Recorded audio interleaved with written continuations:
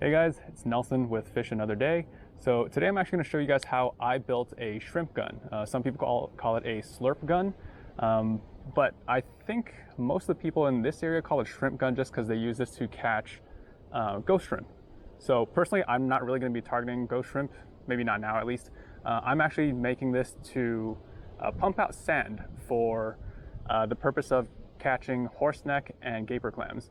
So these are still legal to use for horseneck and gaper clam harvesting. And that also means I'm using a 1.5 inch tube. So this is a 1.5 inch diameter tube. If you're actually using this to catch ghost shrimp or other bait, you may want to size up a little bit to a 2 inch. So other than that, I will be leaving the links to parts that I have here in the description. Only other things that I don't have a link to will be a washer and a nut, which you'll see how I'm going to use these later. If you need the washer, it's going to be a 38 millimeter, and the nut is whatever's going to be accommodating the same size threads for this test plunger. So, all right, so parts in the description. Let's start with the build. Let's go. So, first thing I have, this is a 1.5 inch PVC pipe. This is 1.5, and I have a length of 3 feet over here. And I also have a 3-foot section of 1.5 inch diameter, inner diameter. This is ABS. So you can use PVC if you want. ABS is going to be a little bit lighter, so that's actually why I got this. Then you need some PVC cement. Again, this is made for PVC, but since we're not doing actual plumbing work with this, I'm totally okay with using PVC cement on ABS because I'm using a PVC cap. So this is a 1.5 inch cap. And I drilled a hole here, and that hole right in the center of the cap is meant to accommodate the inner plunger over here. So that has to fit. And the way I drilled this, I used a power drill attached to a drill bit, a wood boring bit. And that's a 7/8 inch bit that I used. And then we have the smaller cap. This is a 1/2 inch PVC cap. And then I drilled I think that's a 5/16 bit bore here, right in the middle. So 5/16, and that is to accommodate the screw here that will essentially go in here, and we'll show you that in a bit.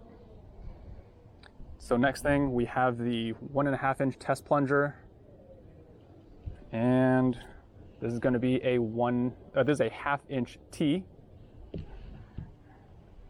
along with some optional parts. This is a 38 millimeter washer and a nut.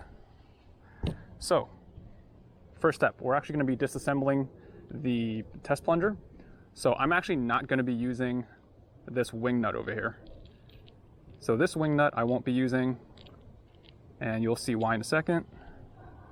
Also, I won't be using this red section that's kind of a bit larger. So take that off.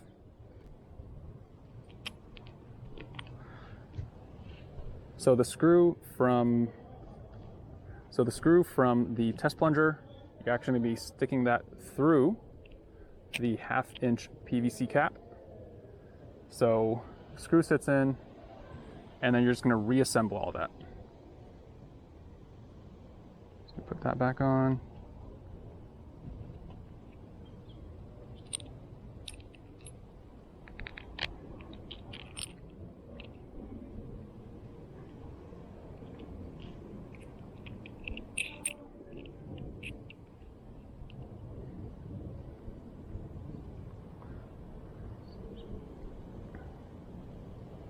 So once you have that done, next thing you do, I'm actually going to put this. Honey, you want to come here?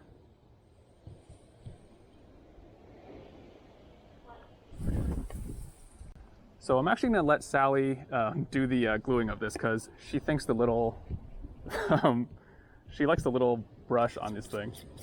So we're actually going to be gluing the PVC together. So, all right, you want to give it a go? So just apply a little bit right there, and then on the outside? Yep. So probably like the first 1/2 inch or so. It's fine. Tripped on me. Is this safe? Just make sure you wash it off. Okay. And then apply a little bit on the inside of that. All right. More. No, that's good. So we've applied a little bit of PVC cement to the outside of the 1/2 inch PVC pipe, and then a little bit to the inside of the cap. Smells just like nail polish remover. I know, it smells like acetone, right? So put that in, give it a turn while you're putting that on, and there you go. I do have a little bit left over there, and that does keep it watertight. All right, and then let that dry. All right, next, so we're actually gonna be preparing the larger tube. There's a 1.5 inch, and I actually marred the top section of this a little bit, like probably the first inch or so, and that's gonna be the contact point for the cap. Reason I did that, this is not PVC and this is, so I wanna make sure I get as good of a coverage as possible for the cement. So that's the reason I marred that. So let's go ahead and glue that together.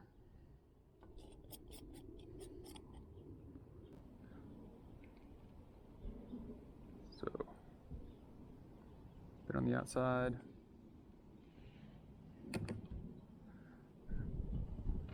And then a bit on the inside of the cap.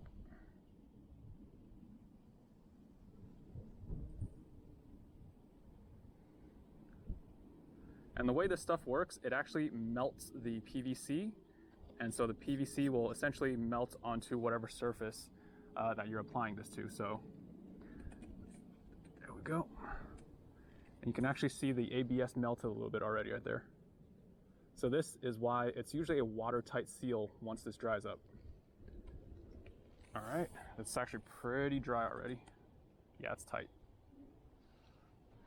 So at this point we have our capped and drilled 1.5 inch PVC, or that's ABS. And then we have our 1/2 inch capped with the test plunger at the end. And this is gonna go inside. So let's go ahead and put that together.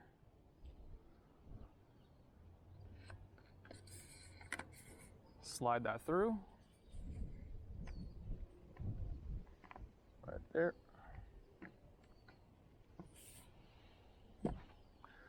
So once you've got that through, this is the last piece. This is the T that's gonna be your handle, and this is gonna go right up into the end of that 1/2 inch PVC over there.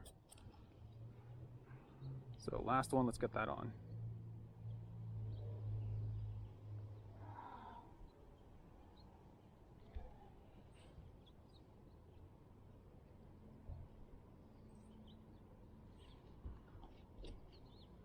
All right. Good turn.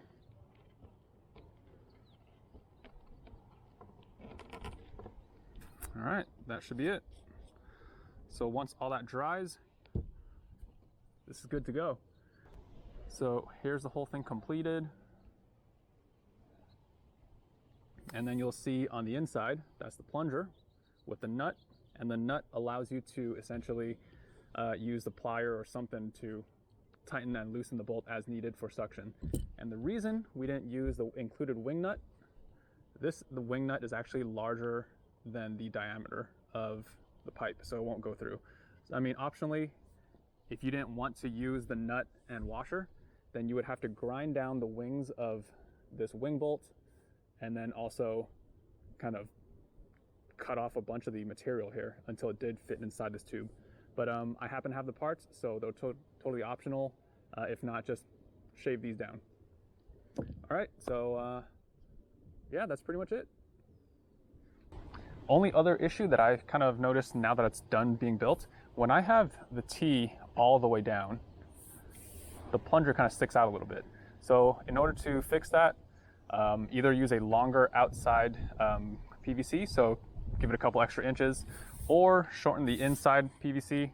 And the other option is if you've already built it and you don't want to cut anything, you can put zip ties, you can put hose clamps. I'm actually going to be tying a little bit of extra mono fishing line that I have here. So I'll probably use like 60 or 100 pound mono, and I'll just tie that there to keep it from going all the way down.